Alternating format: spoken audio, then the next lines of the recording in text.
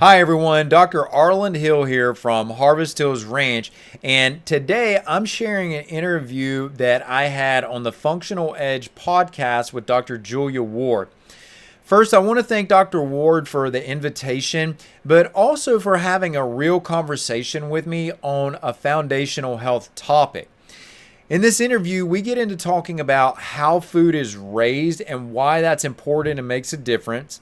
We look at how your body performs differently with exposure to different foods. We talk about why grass finished is not just something that you want to see on a label, but how it actually creates different outcomes for you.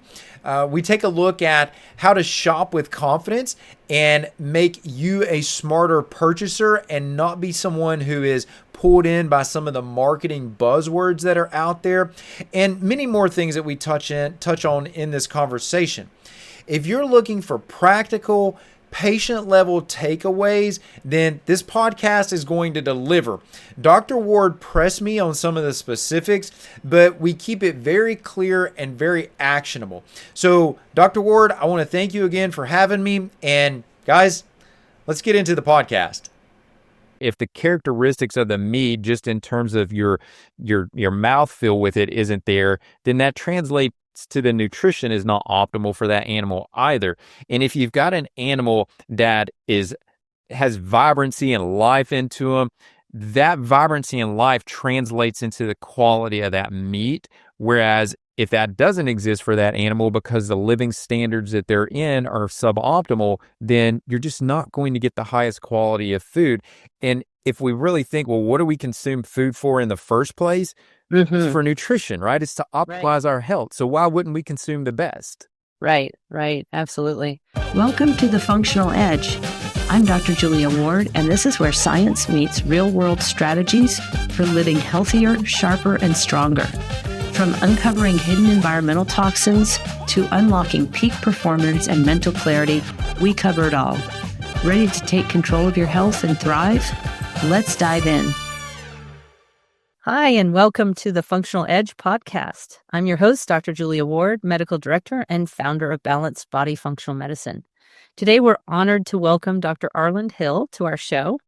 In this episode, Dr. Hill will be sharing insights on clean eating and food and offering expert guidance to help you navigate your health journey with the latest advancements in functional medicine. So stay tuned for an engaging conversation that promises to empower and inspire your path to wellness. Dr. Hill, welcome. And why don't you go ahead and give us a little information on yourself? Yeah, for sure. Thank you, Dr. Ward. I truly appreciate you having me on today. Yeah, guys, like Dr. Ward said, I'm Dr. Arland Hill. I currently own and operate Harvest Hills Ranch. And you may be asking yourself, why is a doctor on this podcast talking about a ranch? And it's a pretty interesting story as to how I came to this point. I'll just quickly share my background as a kid was in agriculture, but it was in the conventional agriculture world. So I inherently have a love and a passion for this stuff just from growing up in it. But as I became a professional working in the clinics, the thing that really promoted the jump back into this environment was that I recognized that the recommendations I was making to patients for sources of food, for the quality of food that I was asking them to go out and to purchase and to consistently make their diet, well, that wasn't easy as that recommendation was. And they were finding that to be a pretty tough challenge. And I said, that's it. I'm drawing a line in the sand. I'm going to become the resource for these individuals that want the quality of food that I'm recommending and that want to take back control of their health. That's awesome. That's really great. So you're able to combine your passion for agriculture, rural living, and providing great quality food for patients. Absolutely. That's awesome. So you spent over 20 years in clinical practice. What was it that finally pushed you to step away from the clinic and start the ranch? A little bit of it I just stated, but I can actually be much more specific. There was actually an event that took place that was really the trigger moment for me. And it was when I was already becoming suspicious of some of the things that I mentioned earlier and just patients not being able to find things. But my wife and I had a routine of every Saturday morning or Sunday morning, and sometimes both, we would get up and go to the farmer's market. And The longer you're in an environment like that and the more informed you become, you start to learn to be able to ask questions. And I realized that some of the questions I had either weren't being answered or I was informed enough to realize that 2 and 2 wasn't equaling 4 anymore in these environments. And so when I started doing that, I did my own investigative work and just said, these some of these individuals aren't being honest with what they're portraying themselves as, and that's not fair to the consumer. That's not what the consumer expects, and there's got to be a different approach here. What was it? You were looking into the food industry, or? Well, it was even more so, like most individuals think when you say go to the farmer's market, they think everything at the farmer's market is wholesome and pure and it's raised with the best intentions. And truly, listen, there are many, many producers out there that do have that mindset and that intention. But unfortunately, the bad seed tends to spoil the whole batch. And we started noticing that. And really what I did is I traced the trail on this and found out that some of the vendors were actually just purchasing from wholesale locations and bringing it to the farmer's market. They weren't actually producing these things on their own. And what made me start to really question that was having a background in agriculture, I knew I knew the process of producing some of these foods. And I was just like, week in, week out, some of these foods are just way too perfect. They're way too prevalent. Like what you're saying you have as far as the production facilities or the plot of land to be able to raise this. Yeah. You're producing a whole lot more than what you should be able to produce. And so that's when I started. So these producers were going to like where HEB goes to get their produce. Right. And they're coming to the farmer's market and portraying it as being organically grown, small farm kind of a thing. And that's exactly what was happening. Okay. Yeah, that's sort of deceptive. Very much so. Very deceptive. Okay. So what surprised you the most when you moved from advising patients to actually producing the food yourself? The biggest surprise for my wife and I, who's my partner in this venture, if you will, was really the educational part, meaning as a whole. So when I was in the clinic, I had a very captive audience, and that person was coming to me for expert advice.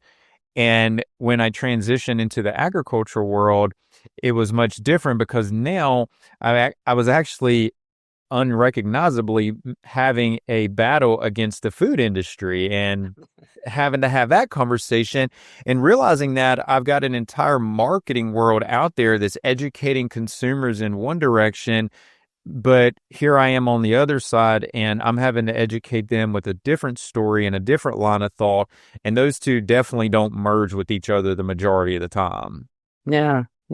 And so for families trying to make healthier choices, why are labels like organic or grass-fed often misleading? I think what you have to recall on that is it's not the producer that is responsible for that label being on there. There's a company behind that label, and that company has a marketing department, and that marketing department has done an excessive amount of research, and they continue to do an ongoing amount of research to understand what influences the buyer in their purchasing decision.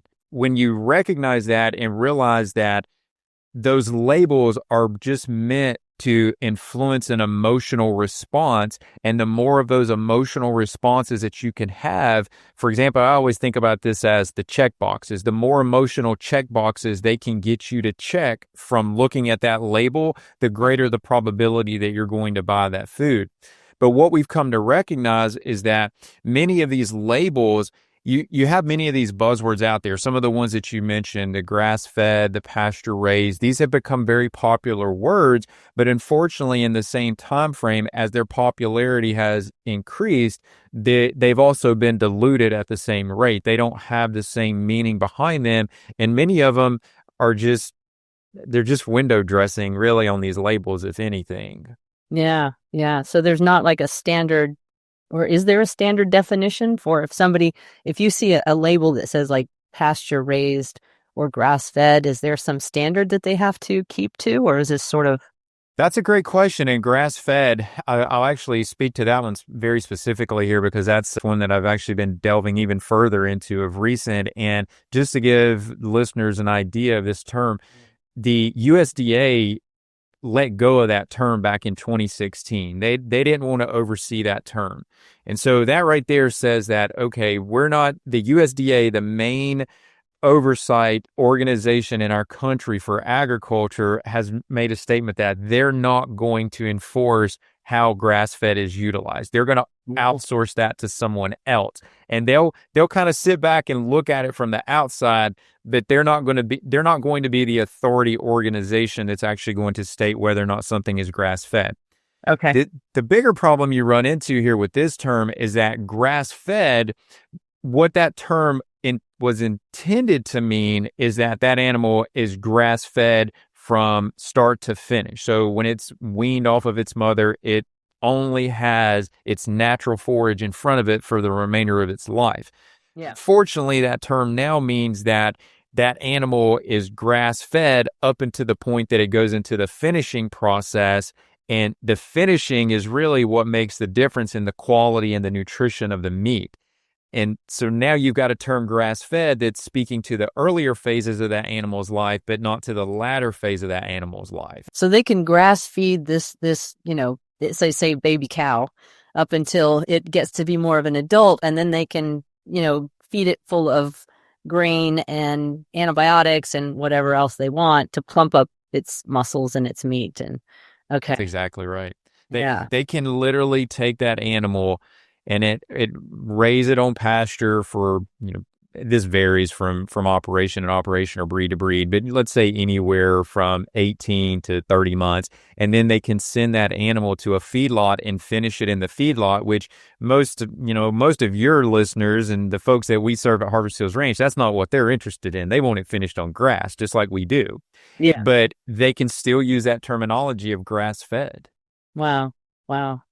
So what other things do most consumers not understand about how grocery store food actually gets to their shelves? That's a big one, because when you look at these operations, these are large, multi-sector, vertically integrated. I mean, all these key words from the business world, they check all these boxes, right? So it's truly a business. And what they're doing is just like any other manufacturing sector. The analogy I'll go back to is, it's kind of funny, I'm using this as an analogy, but McDonald's, right? The person who's working the French fries or the person who's flipping the burgers, you keep that person doing that one job because that optimizes productivity. And we you see that in all facets of industry, all the way back to Henry Ford and all the things he did. Mm-hmm. But that same mindset is translated into food production, where you have the processing facility and they're doing one specific job at the processing facility. And then they send it to the next location where they're going to do the packaging. And then they send it to the freezer facility if it needs to stay in a commercial freezer facility for a period of time. So my point is that you have multiple stops that this meat is going through, as opposed to just the direct from producer to consumer like it should be. Yeah. So you talk a lot about transparency. What does that really look like on a ranch? Open door policy, to be able to say, hey, I want to see your herd. I want to look at what that herd is foraging on. What are they eating in the warm season when they have ample grass? And then what are they eating in the cool season when the grasses aren't growing as well? It's being able to, one of the things I like to do to keep our transparency out front is I like to create content. I always feel like, look, if I'm being out front, if you have a voice, if you're trying to lead the way, then you're pretty proud of what you're doing.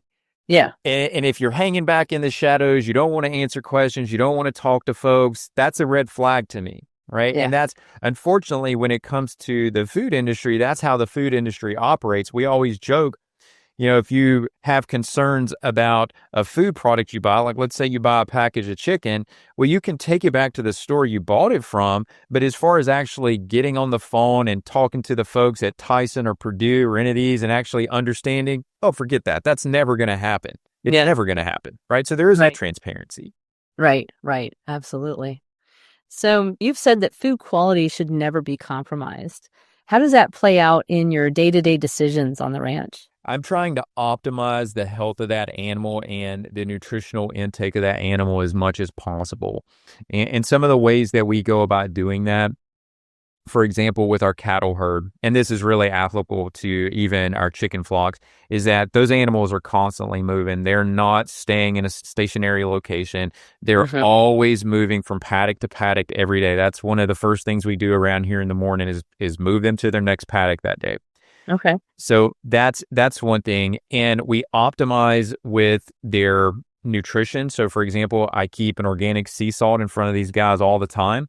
And like right now, it's pretty warm this time of year in this late summer. And so they're going through a lot of that salt, but as it gets cooler, they'll taper off on their use of it. They won't need quite as much, but that optimizes that animal's immune system.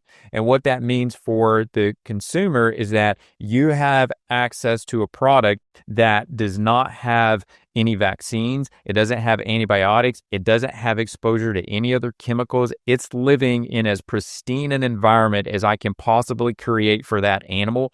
And maybe the icing on the cake, that's a terrible analogy, but maybe the exclamation point here is that we operate in a way where for example, the chicken flocks integrate with the cattle herd. And we do that because for example, the manure from one species is it optimizes the other species environment in some way. So for example, the chickens, when we take them across the pasture, the grass becomes so much more vibrant and just productive. And it's so funny to me, every time we turn the cows in behind them doing that, they will just eat that area down first before they touch anything else. Interesting. Yeah, that's really cool.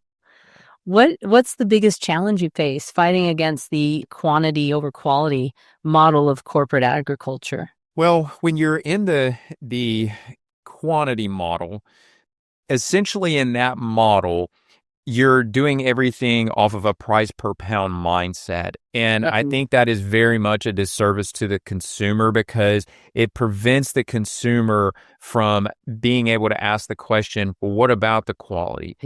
And consumers are smart when it comes to this. I mean, we've all inherently bitten into whether it's chicken or beef or some other product. And you're like, the mouthfeel on that wasn't right? And so the quality's not there. If the characteristics of the meat, just in terms of your mouthfeel with it, isn't there, then that translates to the nutrition is not optimal for that animal either.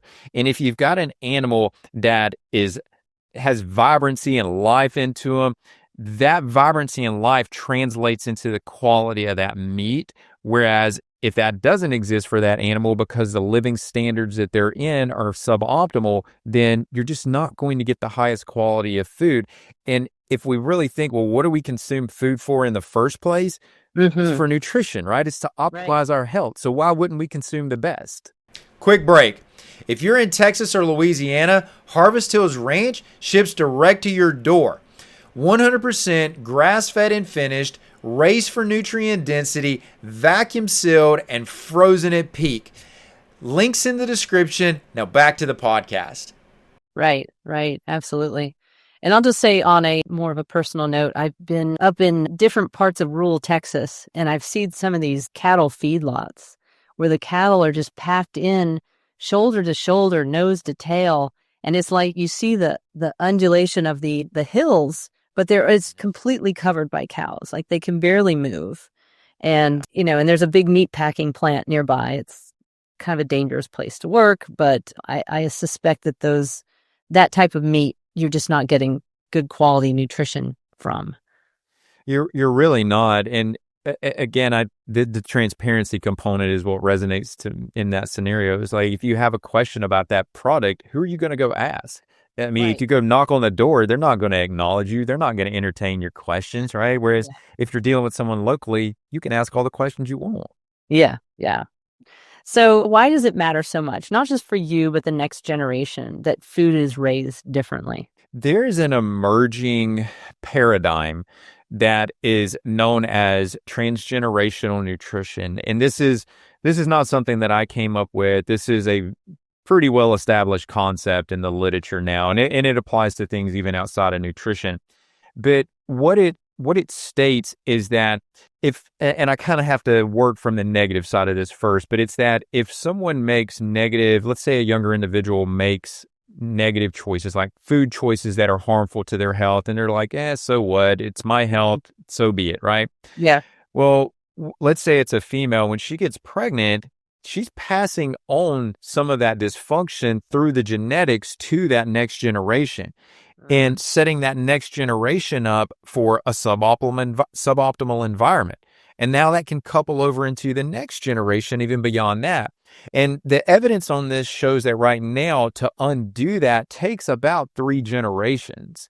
And so what I'm suggesting is that if you start out and you create that optimal environment, you have the optimal food choices, you're keeping your health as high up to as high of a status as possible, that transgenerational downward slide actually goes the opposite direction. You're becoming more in tune with your environment and being able to function in an environment without succumbing to the ailments of health that we too often see.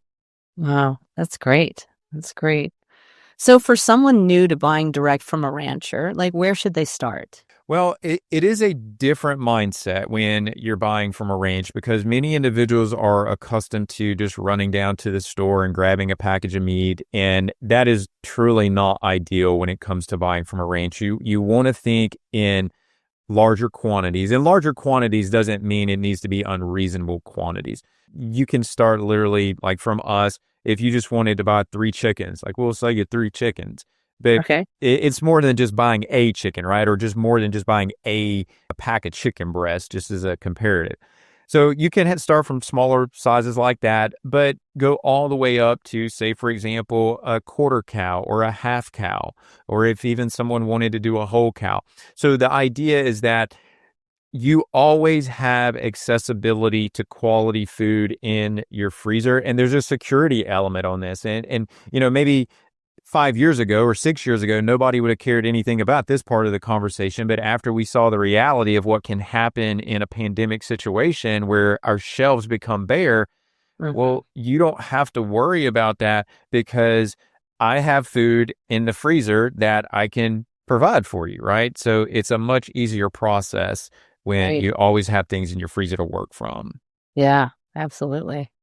What's the real difference between a freezer full of grocery store meat and a freezer full of your beef and chicken? Oh gosh, let me start with the chicken. I Okay. will say hands down, if you have never had truly pasture-raised chicken, when you eat pasture-raised chicken, it's going to knock your socks off. It is a completely different culinary experience. It tastes different, it's moist, it's juicy. I mean, it's just a different bird altogether. I'll give you some examples of some of the difference here too. And this is looking at the same lifespan, the same grow out time, if you will, on these birds. Is that our birds in this last batch that we ran, we were typically had a bird that would dress out a whole bird at around 5.5 to some even up to 7 pounds, right? Okay. And you go and you buy the birds at the grocery store, a whole bird, and that bird may be around 4 pounds, 3.5, 4 pounds. They're probably not going to make 5 pounds. And you ask yourself, well, you've got 2 birds, they live the same amount of life. How does one weigh so much more and such a healthier product? It's the environment that that bird was in. It's what it had access to around it.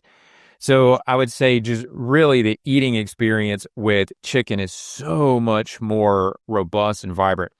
Beef, the same thing. And we do some really interesting things with beef. So for example, organ meats are a big topic right now. And we do a 85-15 blend where we have it's 85% ground, 15% organ meat. And so for those individuals that are looking to get organ meat in their diet, you can do it through through that ground beef. And honestly, you never know that it's in there. You don't know that Okay. you're eating that organ meat. Okay.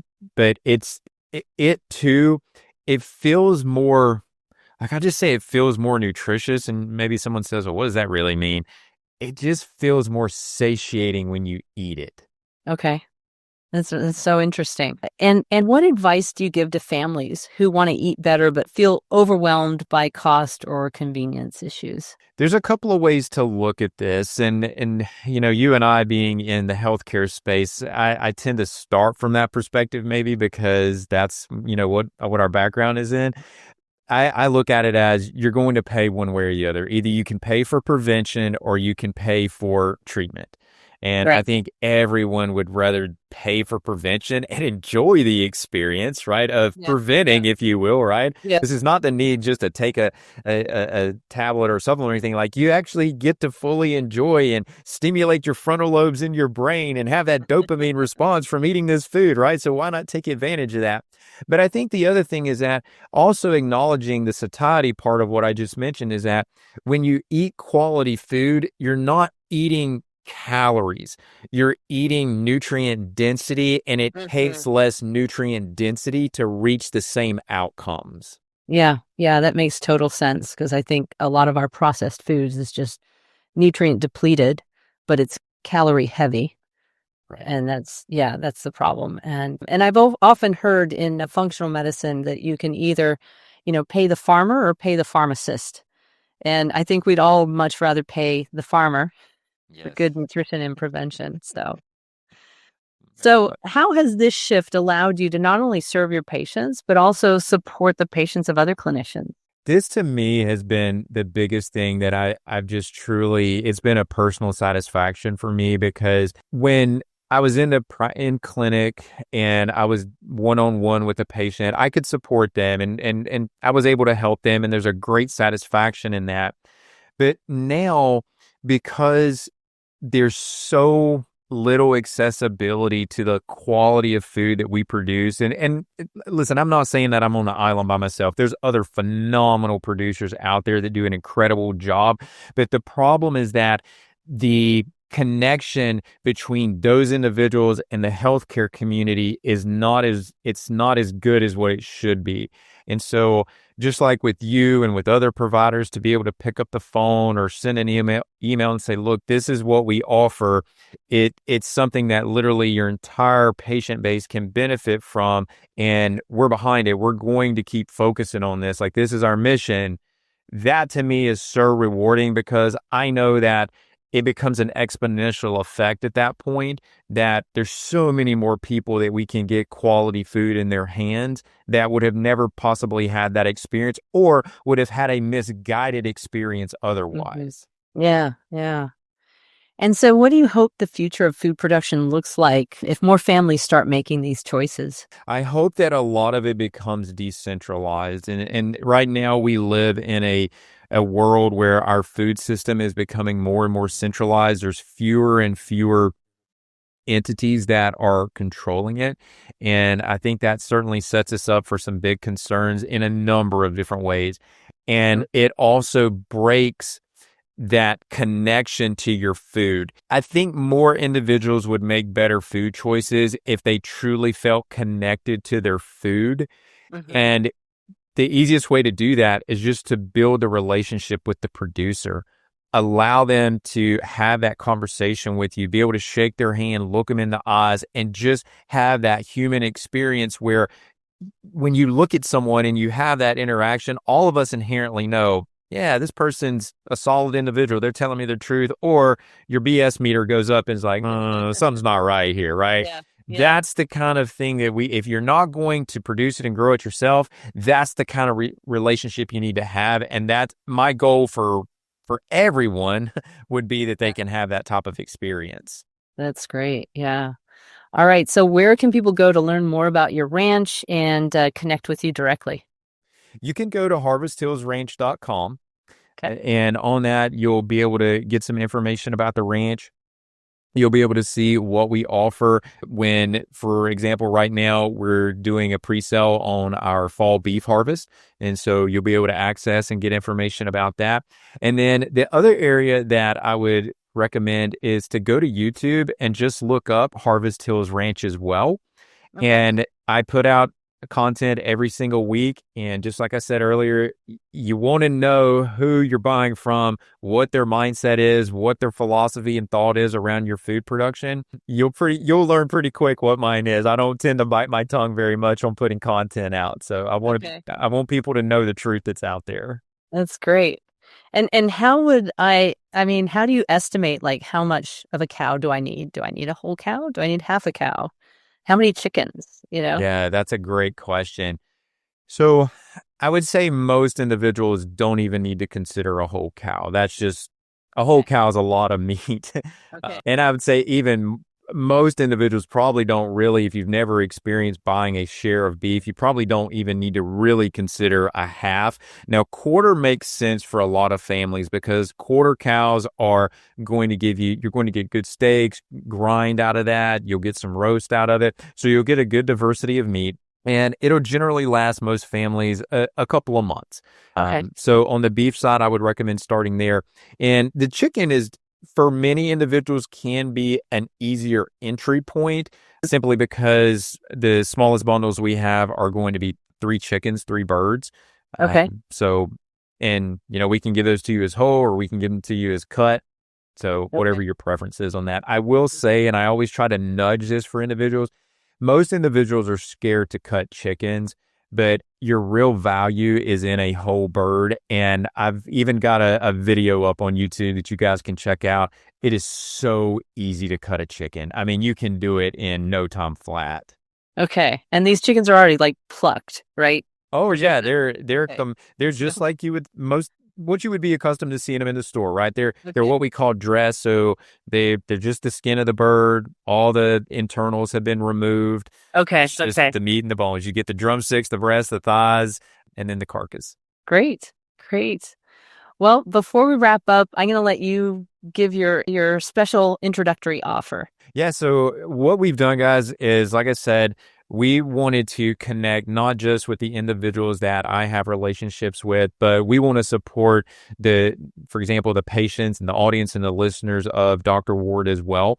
And so what we're offering is what we call our $50 gift card. So it's, you go to Dr. Ward's, and I guess maybe you'll have some follow-up information as a part of the podcast here too. Yes. But you guys can get $50 off of your initial order with Harvest Hills Ranch. And frankly, guys, we'd be honored to send it to you. Great. That's awesome. Do you ship the meat? I do. We ship into Texas and Louisiana. That's our primary method of delivery. So literally, guys, we can put it right on your doorstep. That's awesome. That is so great. Yeah. Well, thank you so much for your time. And that was really fascinating to hear about the ranch. I love the organic kind of like whole pasture raising of animals. I think that's wonderful. Where is your ranch located?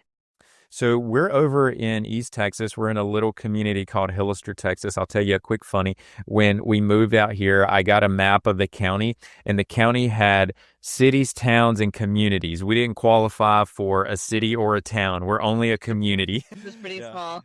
Yeah, so we're pretty small, but we're over here. The great thing about where we're at is we're in what's called the Piney Woods, and literally our ranch is surrounded by pine forest. So I don't have to worry about what neighboring ranches are doing or neighboring farms are doing as far as spraying chemicals and risking exposure to things like that. It's just not a consideration here.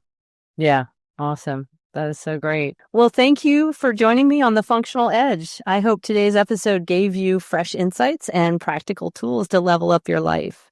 If you found value in what you heard, don't forget to hit subscribe and share the podcast with someone who needs it and leave a review. It's the best way to support our mission of bringing powerful health solutions to more people. So for more resources, updates, and behind-the-scenes content, visit drjuliaward.com. And until next time, stay strong, stay healthy, and keep living on the functional edge. Thank you for joining me on The Functional Edge. I hope today's episode gave you fresh insights and practical tools to level up your life.